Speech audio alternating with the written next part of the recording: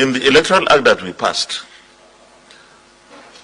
there is nothing like electronic transmission, because transmission is when you vote and it goes to the server.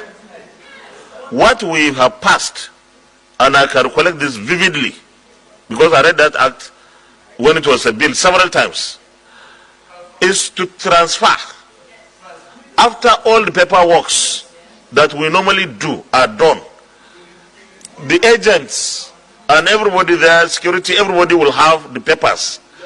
INEC will snap or scan or snap the result sheet and transmit or transfer or whatever it is. That whether it is transmit or transfer is that thing that is captured with beavers, the results. And for me, my understanding is, if any result that was captured and sent differs from something gotten somewhere, that one is illegal. And only the courts, it's not us here that can do. So we urge INEC to follow the Electoral Act.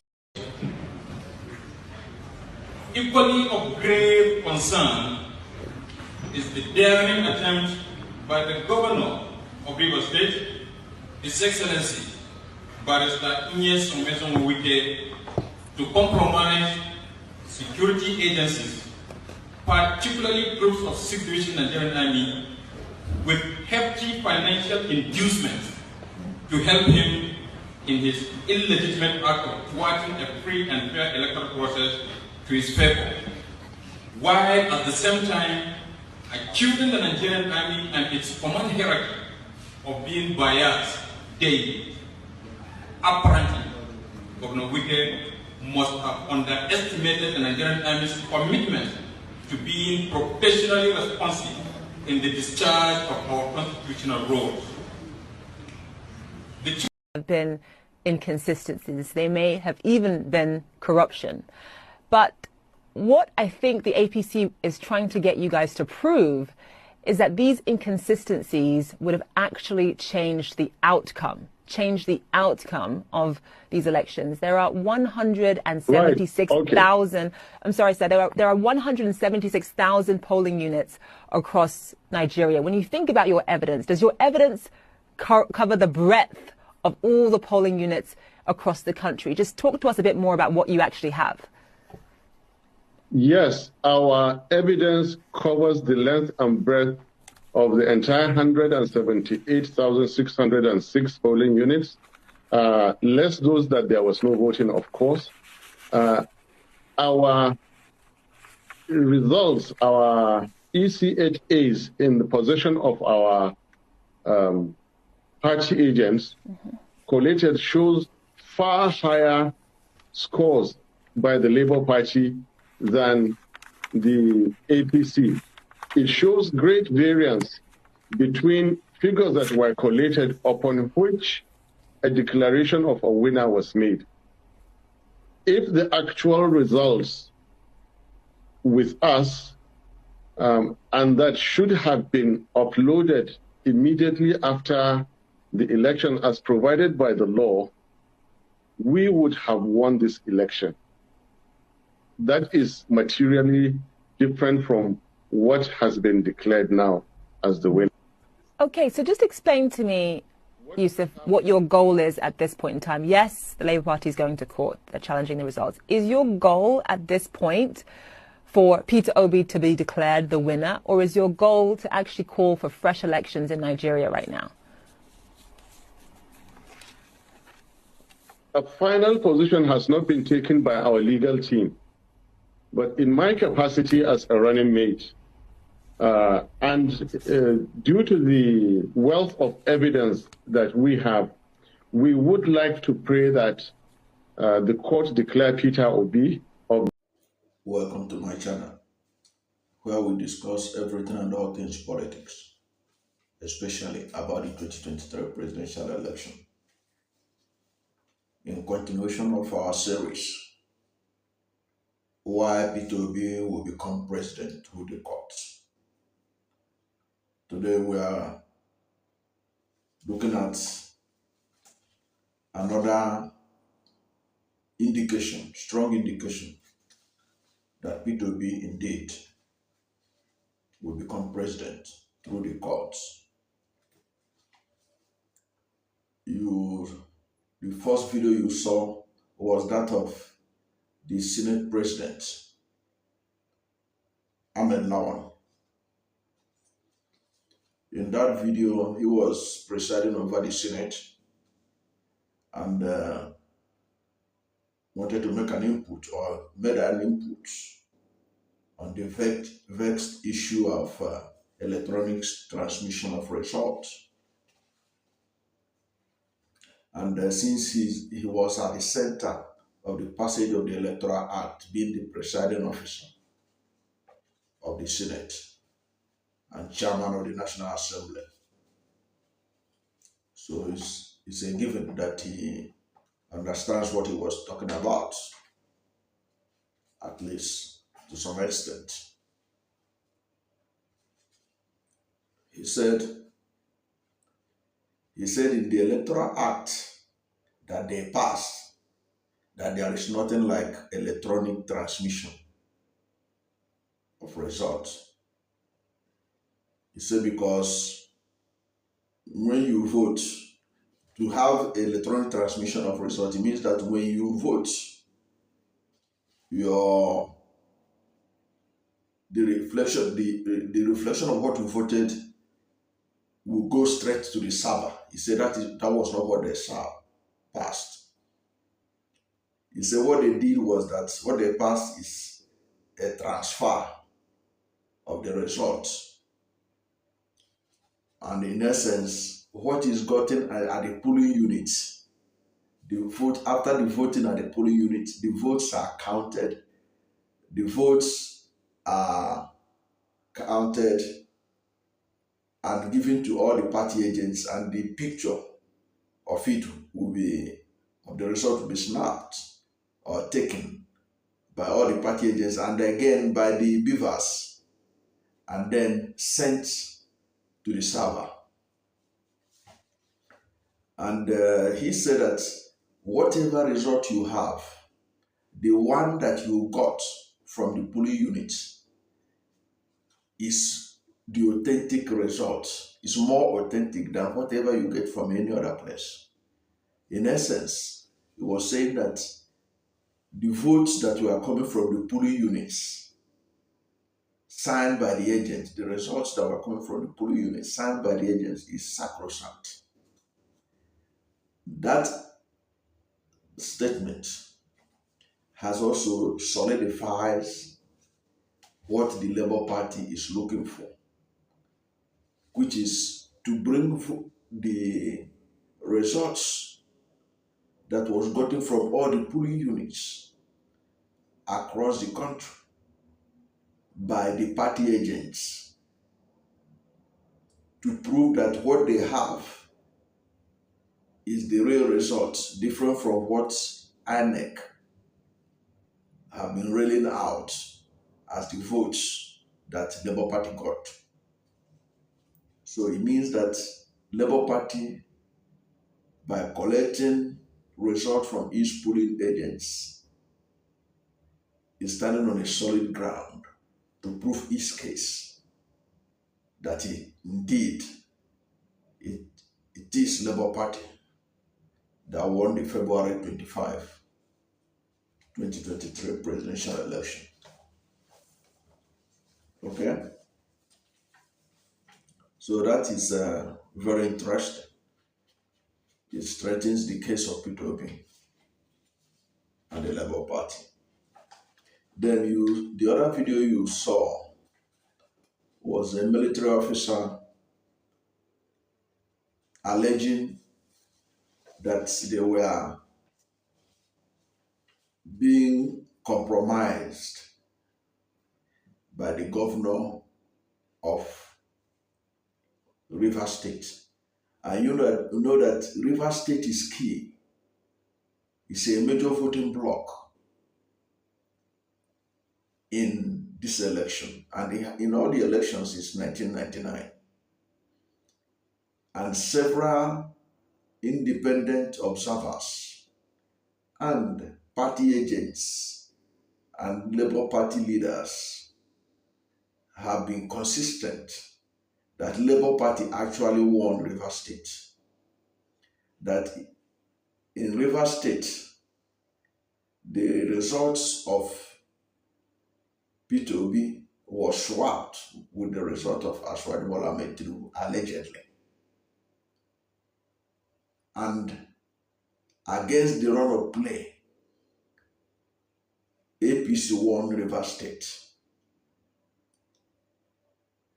And you can see that the APC are telling Yeshu Wike, who they say helped them to win Rivers State against all odds, that what he did for them will not be forgotten. But what he allegedly did for them is at a huge cost, because votes of Labour Party were taken away, allegedly, and given to APC. Now, with the military officer coming out to say this kind of allegation, it means that Peter Obi have people that they can present as witnesses, even within the governmental institutions, who are major stakeholders in ensuring free and fair election in Rivers State. And of course, we know that with the result of the polling agents, which many of them may have been torn or whatever, but the polling agents have results of what they got in each polling unit in Rivers State. That will be enough evidence to cancel all the allocation that was given to APC, so that APC will get its real results and PDP will get its real results. And when the Labour Party's real results, when the Labour Party's real result comes out, you discover that Labour Party won Rivers State. And that is going to increase its votes tremendously. And it will help Labour Party to get the overall vote. You know, the constitutional requirement in section 134, subsection 2, indicates that you have to have 25% in 24 states and the Federal Capital Territory. But first of all, you have to have majority of the vote cast. So when when the APC are given their real vote, PDP get their real vote, Labour Party will emerge as the winner of Rivers State, and that will increase its vote margin. When you add that with the margin they will get from Akwa Ibom, where also the Labour Party won with a wide margin, and then you add that the over 1 million vote they got in Plateau State, then you now begin to see that Labour Party will have the overall majority vote cast in the election, the presidential election. So this is another clear indication that Peter Obi is on his way to being given justice that he deserves, and those who voted for him also. And another indication that things are looking good for Peter Obi in his quest for justice for himself and those who ran the presidency through him. You know, Peter Obi did not just run for president. Nigerians, young people, they were the ones that contested the presidency through him. Now, there is another indication that things are looking good for him. But before I go into that, if you are new to my channel and you have not yet subscribed to my channel, subscribe to my channel. Hit the subscription button, hit the notification bell. When you subscribe to my channel and hit the notification bell, anytime I have a new video, you'll be among the first to know. God bless you. The last video you saw was that of Dati Baba Ahmed, the vice presidential candidate of Labour Party. In the interview he granted CNN, he was asked whether the inconsistency in the results released by INEC was enough to overturn the election in favor of the Labour Party. Because, there are sometimes they say, okay, there was inconsistency, but was it really enough to the level to affect the outcome? The CNN anchor, who incidentally is a Nigerian too, asked him that question. And he said that yes, he said yes, because from the data they have gathered from the various agents across the whole country. There are those who used to make noises that Labour Party didn't have enough agents. Labour Party have as much agents as any other serious political party in this election. He said that they have enough results from their polling agents, which if it had been added together, would have given them victory. And so he was saying that if this thing is taken into consideration by the court, that it is sufficient for Labour Party to win the election. Then the lady now asks him, what is it that they are praying what are their prayers in the court? And he said one of the prayers they have is for the court to declare Peter Obi as the winner of the 2023 presidential election held on February 25, 2023. And you can see the confidence with which he said it. And I told you in this series, the part 2 of it, that if Peter Obi has no hope of getting justice and that he doesn't have enough evidence that could turn the tide in his favor, he is not a very frivolous man. He is not a jester. Peter Obi is a man of principle. He will not have gone to court at all. But he knows that he has what it takes. He have enough evidence to get back his mandate. That is why he has embarked on this journey of going to the courts. You know that Peter Obi is not a waster.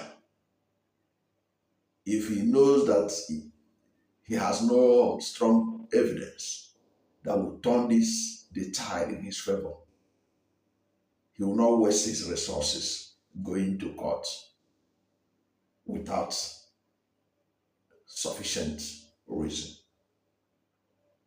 That's why I can tell you for free that Peter Obi's journey to the courts will turn things in his favor. Thank you for watching this video.